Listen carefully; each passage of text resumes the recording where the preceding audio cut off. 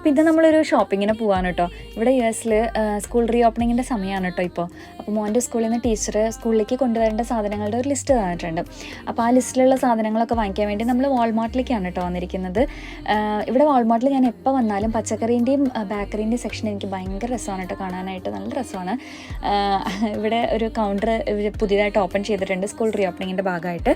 അപ്പോൾ books, files, crayons, pencils, pen, അങ്ങനെ എല്ലാ സാധനങ്ങളും അതിനകത്തുണ്ട്. നമ്മളുടെ ലിസ്റ്റിലുള്ള സാധനങ്ങളൊക്കെ നമ്മൾ ഒത്തു നോക്കിയിട്ട് ഒക്കെ വാങ്ങിച്ചു.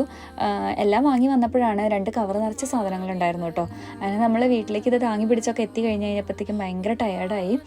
അങ്ങനെ ഒരു ചായയൊക്കെ ഇട്ട് കുടിച്ച് ഒന്ന് സോർട്ട് ചെയ്യാമെന്ന് വിചാരിച്ചു കേട്ടോ. നമ്മൾ നേരത്തെ പറഞ്ഞല്ലോ ഒരു ലിസ്റ്റ് ഓഫ് ഐറ്റംസ് തന്നിട്ടുണ്ടായിരുന്നു എന്നുള്ളത്. ആ സാധനങ്ങളൊക്കെ നമ്മൾ കളക്ട് ചെയ്തിട്ട് സ്കൂൾ റീ ഓപ്പണിങ്ങിന് മുന്നേ തന്നെ കൊണ്ടു കൊടുക്കണം ടീച്ചർക്ക്. അപ്പോൾ അതൊക്കെ ഒരു കവറിലേക്ക് ആക്കി സെറ്റാക്കി വെച്ചു കേട്ടോ. അപ്പോൾ അത്രയേ ഉള്ളൂ. ബൈ.